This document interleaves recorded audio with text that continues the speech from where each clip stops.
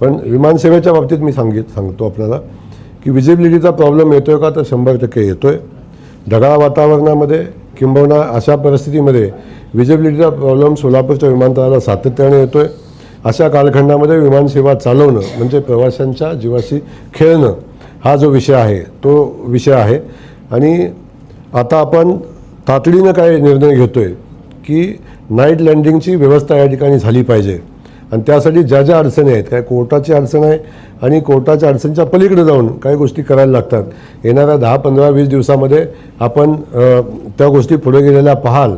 आणि लवकरच या सोलापूर शहरामध्ये नाईट लँडिंगची व्यवस्था उभी राहील आणि सातत्यानं विमानसेवा चालू राहील. आत्ताही आम्ही कंपनीशी चर्चा करतो आहे की ही विमानसेवा सातत्यानं चालू राहिली पाहिजे.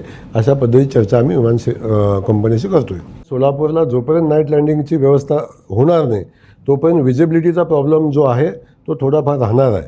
आणि म्हणून आपण त्या दृष्टिकोनातून आपण पाहतो. आज बाजूला झालेलं अतिक्रमण, कोर्टाने दिलेला स्टे, याही सगळ्या गोष्टीचा विचार आपण केला पाहिजे.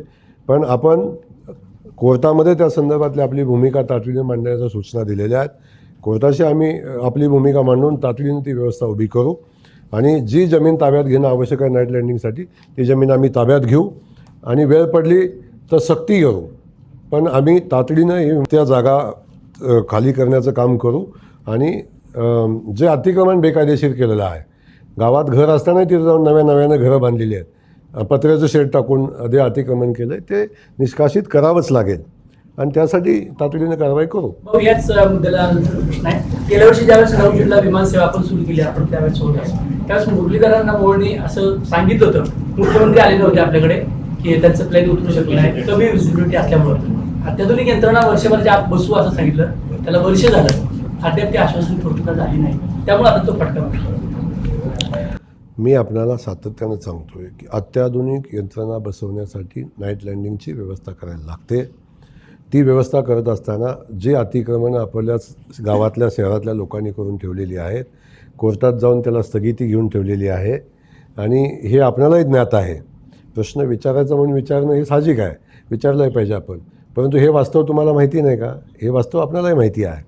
त्यामुळं जोपर्यंत कोर्टात जाऊन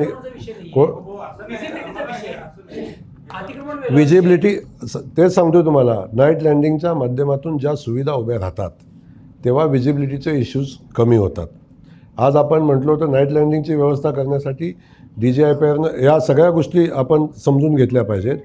एखादी दुर्घटना म्हणजे बारामती झालेला, आता बारामती मध्ये नाईट लँडिंगची व्यवस्था उभी करायला बारामतीत तर वर्षानुवर्ष सत्ता आहे. परंतु आपण बघितलं की दिवसा सकाळ अजितदादांचा झालेला ॲक्सिडेंट आपण बघितला आहे, दुर्घटना आपण बघितलेली आहे. अशा परिस्थितीमध्ये काही गोष्टी आपणही समजून घेतल्या पाहिजेत की ही नाईट लँडिंगची व्यवस्था करावीच लागेल, आपल्याला करावीच लागेल. याच्या पलीकडे जाऊन जर तुमचं म्हणणं असेल की प्रवाशांचा जीव धोक्यामध्ये घालून ही विमानसेवा चालू ठेवावी तर आपण तसंही सांगा. परत IT पार्कचं आपण बोलतोय किंवा इंजिनिअरिंग पार्कचं बोलतोय, वर्षानुवर्षी तेच प्रश्न येतात वारंवार. उड्डाण पूलचा विषय येतोय, या विषयावर आपण व्यवस्थित उत्तर द्या ना. असंही रिस्क मध्ये चालू करा असं आमचं म्हणणं आहे का? तुमच्याच मंत्र्यांनी गेल्या वर्षी आश्वासन दिलं वर्षभरात हे विषय मिटवू म्हणून, त्याच्यावरती बोलणार तुम्ही आता एवढं सांगता. आता एवढं जीवाला लावून घ्यायची काही कारण नाही. मी सांगतो माझा प्रश्न ऐकून घ्या. तुमचं ऐकलंय, माझा ऐका. आता एवढं जीवाला लावून घ्यायची काही कारण नाही. आपल्या सगळ्यांना माहिती आहे की या सेवा देत असताना कोर्टानं दिलेला स्टे आपल्याला उठवावाच लागेल. शासनाकडून कुठलंही काम राहिलं नाही, शासन काम करायला तयार आहे. या देशातली सर्वोच्च व्यवस्था आहे, घटनेनं घालून दिलेली व्यवस्था आहे.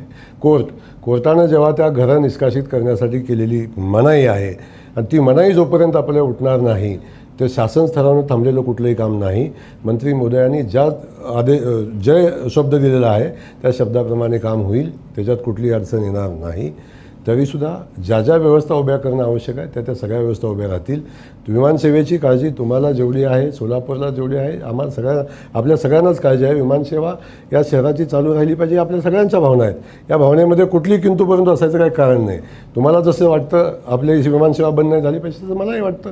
या सगळ्या व्यवस्था चालू राहिल्याच पाहिजेत आणि त्यासाठी आपण सगळे मिळून प्रयत्न केलेच पाहिजेत आणि ते करतो, आम्ही करतोच. त्या बाबतीत कोर्टातसुद्धा माझी बैठकही झाली या संदर्भात, कलेक्टर महोदयांशी चर्चा झाली.